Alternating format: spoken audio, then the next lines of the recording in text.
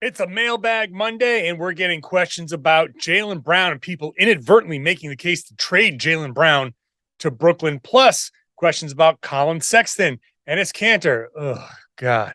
And music and basketball, one of my favorite topics. It's coming up right now on the Locked On Celtics podcast. Be ever ready. Recognize the city of champs. Boston, baby, we do what you can't. Locked on number 18, Tatum and Brown, J-team, step back. We gon' wet that and slay teams. Of course, the Celtics, who else could it be? Screaming like KG with the Larry O.B. Karalis above average, assessing the team status. Best daily pod, no cap, salary matching. Clutch like Bird the DJ, keep John on replay. Prime time, dapping up the truth on the sideline. Raining J's, how it started, raising banners, how we finished. Locked on Celtics pod, home of the winners. B. Hey there, welcome back to the Locked On Celtics podcast. Thank you so much for making this show part of your regular routine. Once again, August and September, this show is 3 days a week instead of 5 days a week. Normally, it's a daily podcast, Monday through Friday. But now, Monday, Wednesday, Friday is generally the way it's going to go. If there's a reason to add a show, then I'll add a show. But 3 days a week is pretty much how it's going to go right now. We're waiting on the schedule to drop. That's probably going to be a podcast for Wednesday or Friday. But right now, I'm opening up the mailbag. I'm John Karalis. I cover the Celtics for Boston Sports Journal. I'm in my 16th season now covering this team. I've also written a book called The Boston Celtics All-Time All-Stars, which is very relevant now as we look back on history with some of our unfortunate recent events. So you can check that out. Today, the mailbag, plenty of mailbag questions, Mailbag Monday. People go to johnkaralis.com/mailbag and drop their questions. That is the only place I'm answering questions. I'm not answering them through DMs. I'm not answering them through YouTube comments. That's just the easiest thing for me. I'm sorry. It's johnkaralis.com/mailbag. Fill out the form. I get the email. Very easy for me to filter everything. Go to one place, one time. That's why. So they're all over the place. I'm just not going to get to it. This is the only way I'm going to do it. johnkaralis.com/mailbag. So with that in mind, let's dive into it. Mark asks, first of all, he says, I don't want to trade away JB or Smarty. They're my two favorite Celtics. Question though, JB, I remember JB hating playing with Kyrie. Would Brad take that into account before relegating JB to Brooklyn? Could or would JB say, I'm not playing with that nut job again? And that plays into a question that Paul S. says, I don't think that Jaylen Brown would want to go. What if Jaylen says, I'm not going? If you trade me, fine, but I'm going to pick the place that I go to and he could sit out. Well, first of all, he's not going to sit out. He's going to go to a place and play. And if he doesn't like it there, he'll leave as a free agent. No player is going to sit out. Jaylen certainly doesn't have the power to sit out. He's going to get fined. He's going to lose money. He's not going to do that. And just like I don't think KD is going to sit out, but at least Durant has a basketball lifetime of earnings. And Jaylen, while rich by any standard, is still in his, this is his first big contract, and him losing money is going to be much more painful for him. So he's not sitting out. And no, my recollection is that he and Kyrie, while they get along fine, he just didn't like playing with him and didn't like the whole young guys as the scapegoat ethos that was put out there by Kyrie. But to me, going back to Mark's question, would Brad take that into account before relegating JB to Brooklyn? I think that's the inadvertent argument to make the deal. And let me just say, general managers, presidents of basketball operations, front office guys, they don't want to blatantly piss off anybody when they're making a trade. Because the agent for that player is Jalen's agent is the agent he's Marcus Smart's agent. He's multiple agents. So you don't want to piss off one guy and be like, this is really going to get you. And because they have no reason to. They like Jaylen Brown. They don't want to piss him off, but business is business. And so while they're not going to just say, shut up and take your medicine, they will have to do what they have to do. And if getting Kevin Durant is the byproduct and they are they find the deal palatable, hey, if Jaylen Brown going to Brooklyn is going to be disruptive to them because he doesn't like playing with Kyrie, so be it, right? Like, it's not our fault. Like we're not trying to screw you here, buddy. But hey, if this is the case and you leave in a couple years, we'll try to sign you back as a free agent. Maybe that's the long con for Brad Stevens. We'll trade you. You spend your 2 years in Brooklyn. We'll bring you back. And then we'll offer you everything we can to bring you back. I doubt that that's going to happen, but a situation where they kind of implode the Brooklyn Nets direct competition, and Jaylen goes somewhere else in that scenario, so be it, right? I again stress that I am not into that scenario. I do not want to trade Jaylen Brown. I do not want to even tempt the fate of, if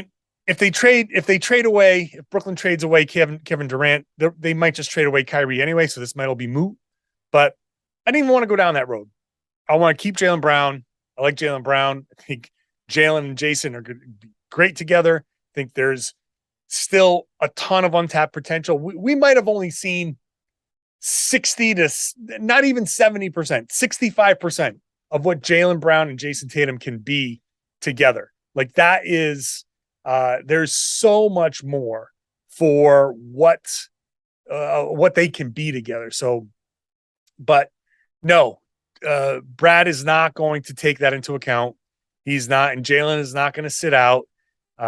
He's not going to say, I'm not going to report.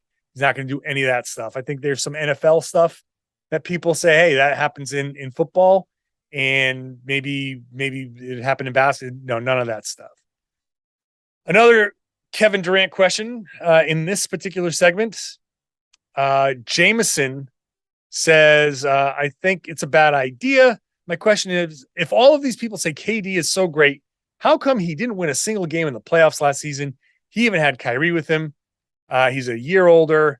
He hasn't been the same since the Achilles. Thank you very much, Jameson, for your question. He hasn't been the same, but he's been pretty close. But he has missed some time. And why didn't they even win a single game? Well, first of all, the way they were constructed, they also were missing. They weren't 100%. That team wasn't 100%. The James Harden thing really screwed them up, and that team, when they first had Kyrie and KD, they were built to support Kyrie and KD, and they gave up a lot of that when they traded for Harden. Now, when they got to the playoffs, I think losing Harden, that team was never constructed to make up for that loss. You get back Ben Simmons, and he's not ready to play. If he was ready to play, who knows? Maybe they win a game. But I'm not going to put all of that on KD. But also, I will also give KD this. He was probably worn down to the nub in that series. They had worked him so hard just to get to that spot, just to get into that get out of the play-in tournament. They ran him so hard. It's a little unfair. Now, it's not totally unfair. Your performance is your performance, and part of the argument against KD is he's too old now to overcome that. Like, he used to be that he was able to, you could play him all those minutes and he'd still he was fine. Now you play him all those minutes and he's toast. And that's part of the think that's part of the, he's aging, and they aged him a lot in Brook. They aged him a lot because the past 2 years, I mean, they put a lot of minutes on those legs. So it's not completely Kevin Durant's fault, but there is something to say about that performance and its impact on who he is and why I don't want to trade for him, because a younger Kevin Durant wouldn't have been gassed in this Kevin Durant, I think, was. Like you look at Jayson Tatum and all the minutes he played, he got gassed, but like later in the, way later. So yeah, Durant, there's wear and tear. There's definitely wear and tear on Durant. All right, up next, the question about Colin Sexton and moving Al Horford to the bench, all of that. First, let's talk about Built Bar Puffs. If you haven't had those yet, you're missing out, man. You're missing out.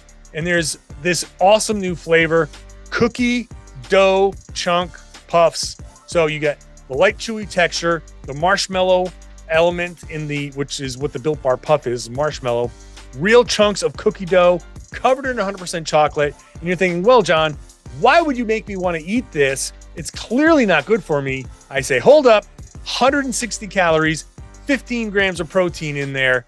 That's a pretty good snack, post-workout snack, maybe even something you have for breakfast. If you want the protein and you want the good taste, you want to grab one of those with a coffee and say, hey, that's going to be my breakfast for the day.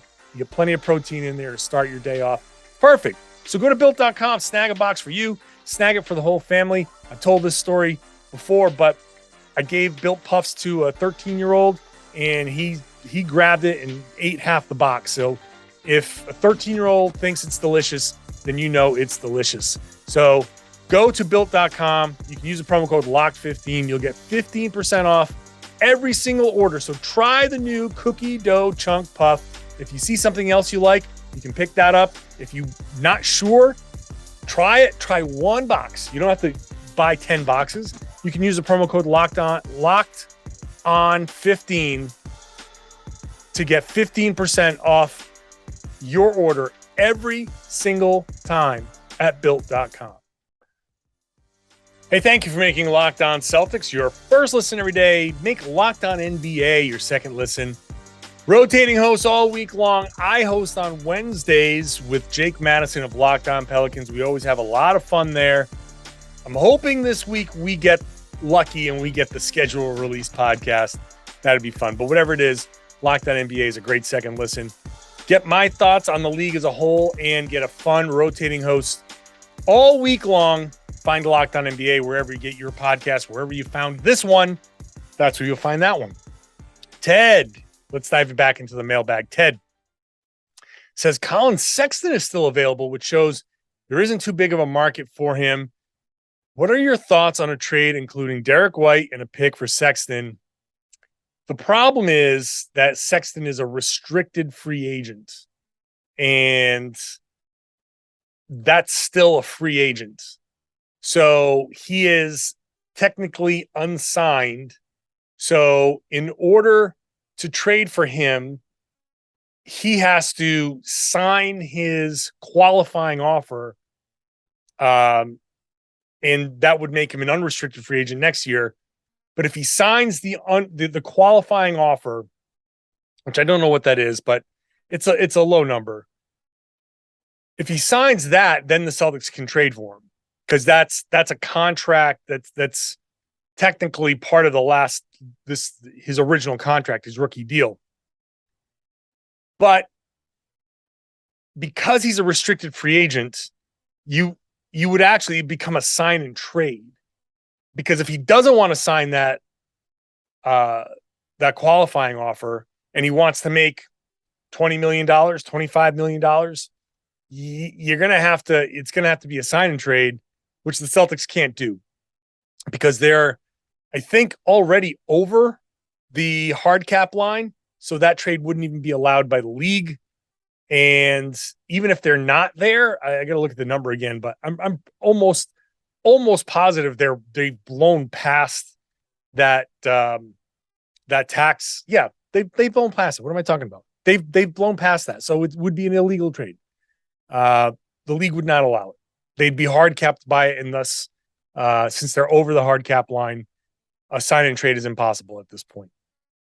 So sorry, Colin Sexton is out. Noah says, would a lineup that pushes Al to the bench, either for Grant at power forward or Brogdon at the 2, balance the roster and eliminate the need for a Kornet upgrade by allowing both bigs to get ample rest?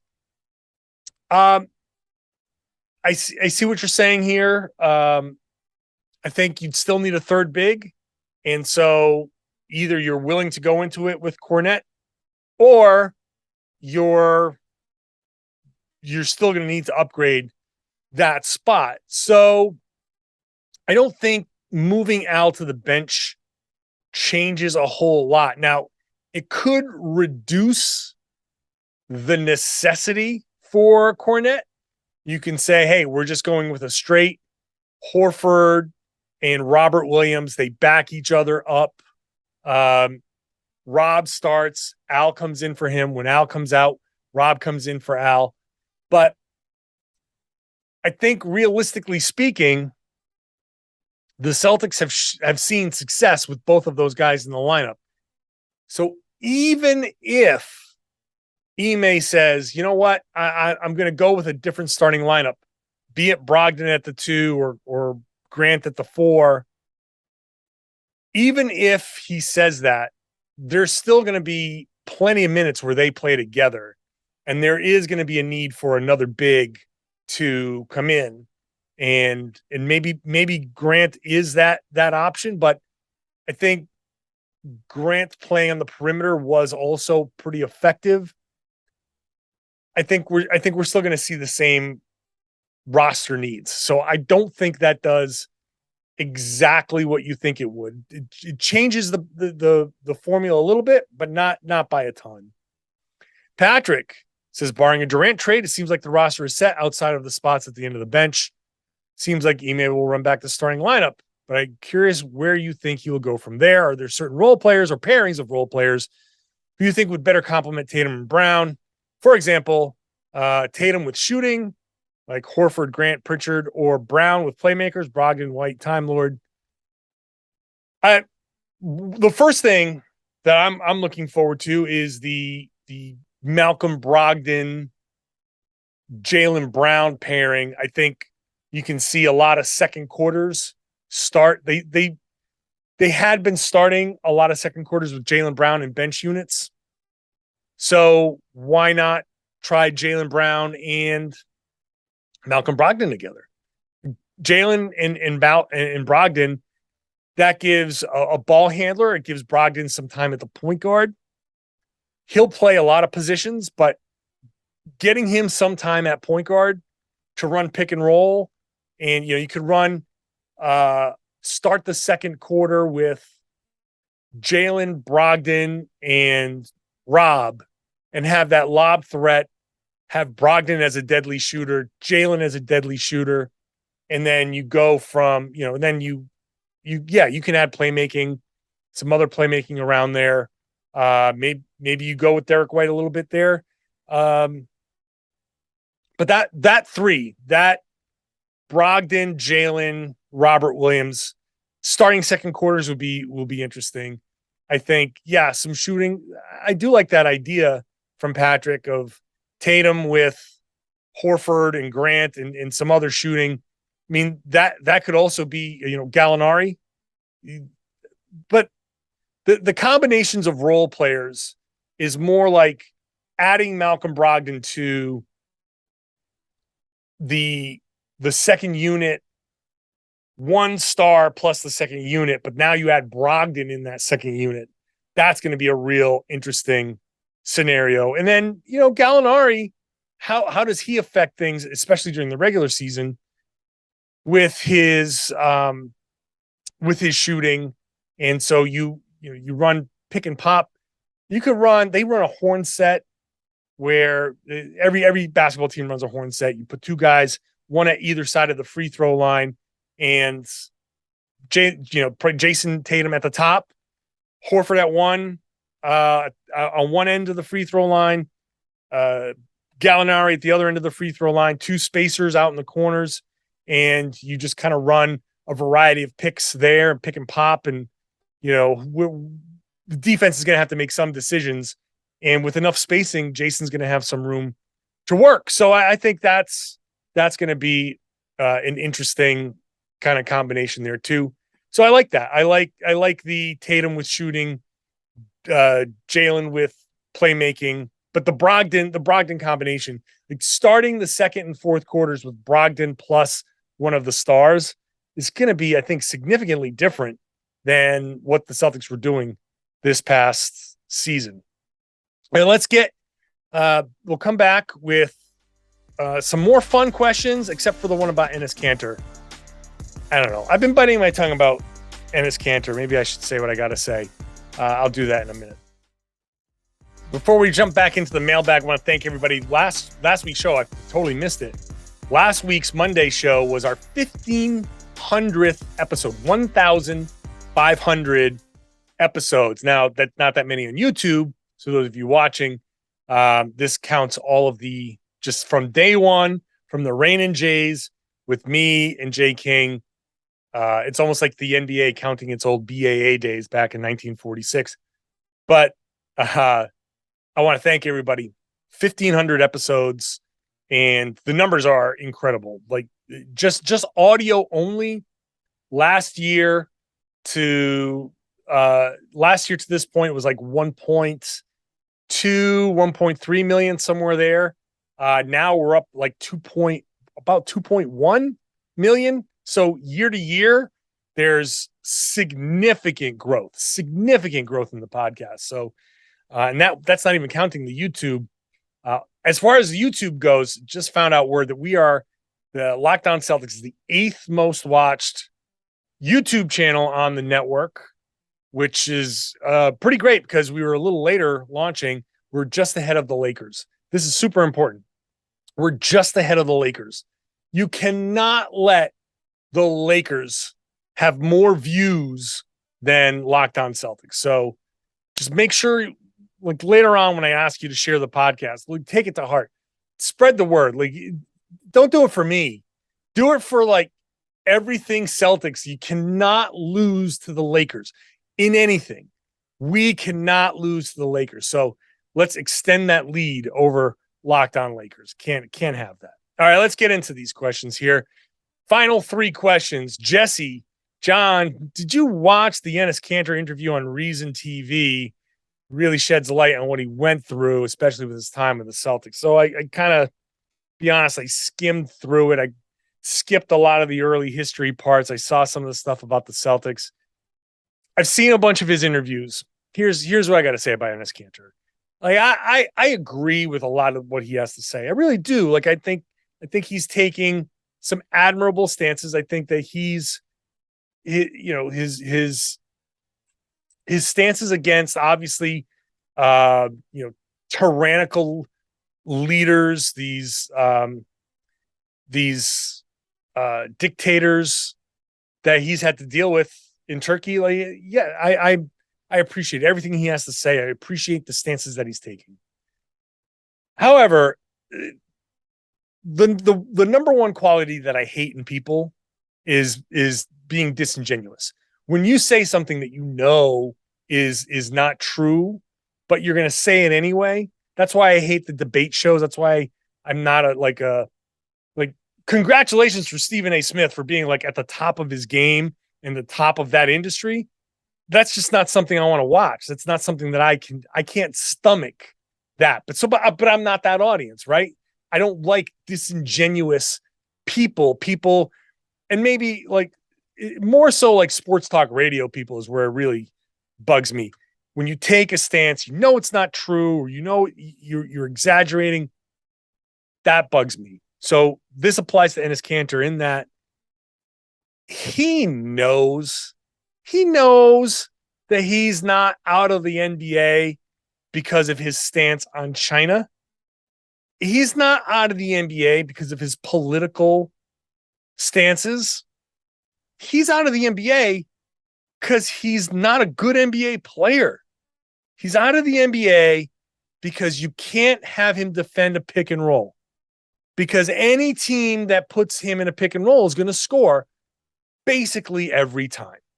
And yeah, he can get you some rebounds and get you some putbacks. But every time I watch Enes play, every time I watched him play for the Celtics, I've thought, yeah, he's getting the putbacks, he's getting the offensive rebounds. But man, he's putting, like, every time Jayson Tatum drove into the lane when Enes was playing, he ran into another body or two that wouldn't have been there if Enes wasn't on the floor.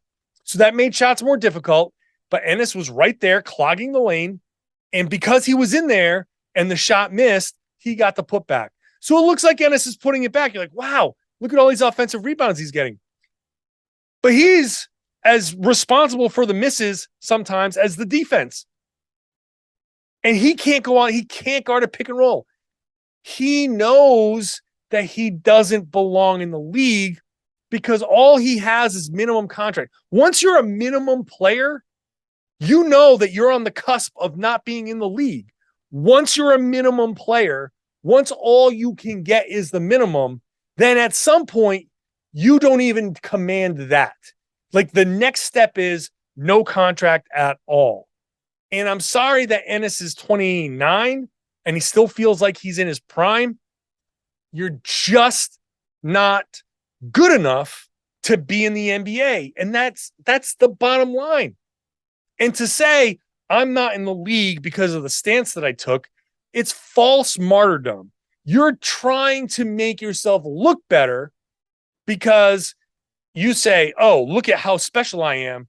I took a stance so strong that I'm willing to get kicked out of the league for it. No, you get kicked out of the league because you can't guard a damn pick and roll. And that's the end of the story. That's where I have a problem with Enes Kanter. I have no problem with what he says. No problem with the stances that he's taking. I have a problem with the excuse making and this false martyrdom and this notion that he's somehow some really good NBA player, but he took this stance and he's, oh yeah, I should be in the league, and because I said what I said, I'm out of the league.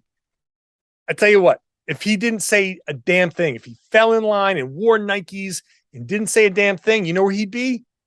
Out of the league. He'd be out of the league. He's not good enough to be in the league, and that's it. That's my Enes Kanter take. Let's have some more fun. 2 more questions, have some fun with it. Kyle says, you talk about college players versus NBA players. I did. Where I said the best college team ever couldn't beat the worst NBA team ever. I said, what do you think? Kyle asked, what do you think of the top 12 picks in the draft as a team versus other NBA teams? How do you think they would compare? Well, still kind of the same. I get where you're going with this. They'd probably be better in some respects because they're NBA talents. But also, first of all, you don't know what the position is. So you can say the top 12 picks, but if there are 4 or 5 bigs in that, or if it's point guard heavy, then, positionally, you don't know. Maybe there is no center in all of these. Maybe there's no point guard in all of those top 12 picks. You don't know what the percentage is going to be. So that is my first reaction of like, well, depends on the positions. And if you just happen to have enough point guards and enough bigs and enough shooting, all of that, then okay, all right. Well, now we're getting a little closer because these are all NBA level guys. You're taking the best players off of certain teams and making an NBA level team. It would still be the worst team in the NBA, but capable of winning a game. Capable, assuming that there's some level of the right mix on that team. But it would still be, it might be a 5-win team in the league, might be a 10-win team in the league. They'd win some games because over the course of a season, they'd win some games because some team would take them lightly. Some team would party. Some team would rest their best players against these guys. So there'd be some level of these guys, and over the course of a season, they'd gain some experience and they'd learn some things, and depends on who the coach is, and depends on, the development and all of that. And it depends on the chemistry between them. And if they kind of like rose together and said, you know what, let's take this challenge head on. In the NBA, effort and, first of all, just flat out effort will get you far. Like, there are teams, it's an 82 game season. And if you're like the Celtics, you made a run, or the Warriors, like the Warriors are going to take games off. There's going to be a point where the Warriors lose to OKC. Celtics are going to lose bad games this upcoming season. Every good team loses to bad teams every year. And you're like, God, what happens? How do you lose to these guys? So yes, a team of the top 12 picks, if they were to run an 82 game season, they would win. They would win some games, but they would be the absolute worst team in the league. And that would be, I don't think they'd win 10 games. Finally, I love this question. Christian, music seems to be a big part of most players' pregame routines. What were some of the favorite songs and artists to get you in the zone before games? So, I mean, I was done playing in 1997. So we're talking about like, it was mostly rap music. It was all rap music for me. So early on, it was Big Daddy Kane. My first two, when I was in high school, EPMD, Strictly Business, and Big Daddy Kane's Long Live the Kane were the two albums on repeat for me. And that was on tape in a Walkman. Yeah. So that was hard. You couldn't wear that out to warm up. In college, you get into more of the 90s stuff. You start to get into Notorious B.I.G., but I got into like Mobb Deep, Beat Nuts. Beat Nuts had a strong, heavy rotation. They just had that head nodding, like anything that kind of made you do that head nod thing. Like, yeah, for me, there's this, I had to walk a fine line. If I got too amped up, like if my music got me too amped up and I didn't find a comfortable kind of relaxed place before the game, I'd come out and be a little too aggressive, move too fast. Whenever I play my best basketball, I come out with that aggressive kind of like that, the hard kind of head nodding stuff, focus, like, and then before the game, like right before the tip, I had to find a place. Like I actually had to find a place to laugh. Like if I find like a smile, if I could crack a smile, if I was nodding my head and all of a sudden I could crack a smile and laugh, then I just feel this, that my shoulders kind of came down like, all right, let's go. Cause now I'm in that confident kind of like dance, like I'm ready, but the smile keeps me kind of loose. That's when I play my best. I'm going to end this with this story about music and basketball. I forget where it was. I might have told the story in the podcast before. I forget where it was, but I remember we were in warmups and we were flat. The entire team flat. No juice, no nothing. Couldn't get the head nod, couldn't get any of that, nothing.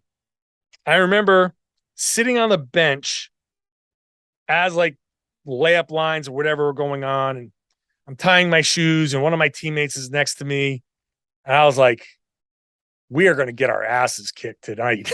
I just I said it flat out loud. I'm like, nobody has it tonight.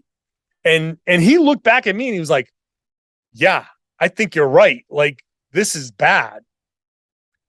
And we were on the road, and the other team comes out to their warm-up music, and it's Snoop's Pump Pump. So all of a sudden you hear pump, pump, pump, pump, pump, pump, and you get that bass line, and all that hyped us up. And we were just like, oh, yes. People who could barely dunk were dunking in layup lines all of a sudden. The other team's intro music got us pumped up, and we smoked them. I mean, 180-degree turn, we smoked them. It was embarrassing for them. And I kind of wish I could go back and tell them that it was their own music that got us pumped up, but music is important. Music can get you in the right headspace. And so much of basketball is just being in the right headspace, because what you're doing. You've learned things, you've practiced things. You're in the middle of the season. You've done things a million damn times. And sometimes it's just, are you tired? Are you hurt? Are you're just there mentally? Is there something going on? Did you get into a fight with a girlfriend or your wife or whatever? Whatever it is, something gets you in the wrong headspace. Can you get that back? Music can get you into the right headspace for sure. For sure. All right. That was fun, man. I always love that story. I just think back on that. Every time I hear pump, pump, I'm like, oh yeah, that was a good day. Appreciate that question, Christian. Thank you all for your questions. Again, johnkaralis.com/mailbag. I'm getting a ton of questions. So, maybe I'll do a second mailbag. It's August, so maybe there's nothing else to talk about. Maybe we do a second mailbag or a longer one next time. So thank you for the comments. Thank you for the questions. Send those in. Thank you for subscribing. If you haven't subscribed and you're still listening to this podcast or still watching, feel like this is a great time to hit that subscribe button. Get this show delivered directly to your device. This way, whenever I hit publish, you can get it. Like, here's the new podcast. So I'm going 3 days a week, Monday, Wednesday, Friday. But if I add another one and you're subscribed, boom, you say, oh, okay, here it is. Bonus podcast. So it's worth it. Subscribe on YouTube. Make sure you're commenting. Give it the thumbs up.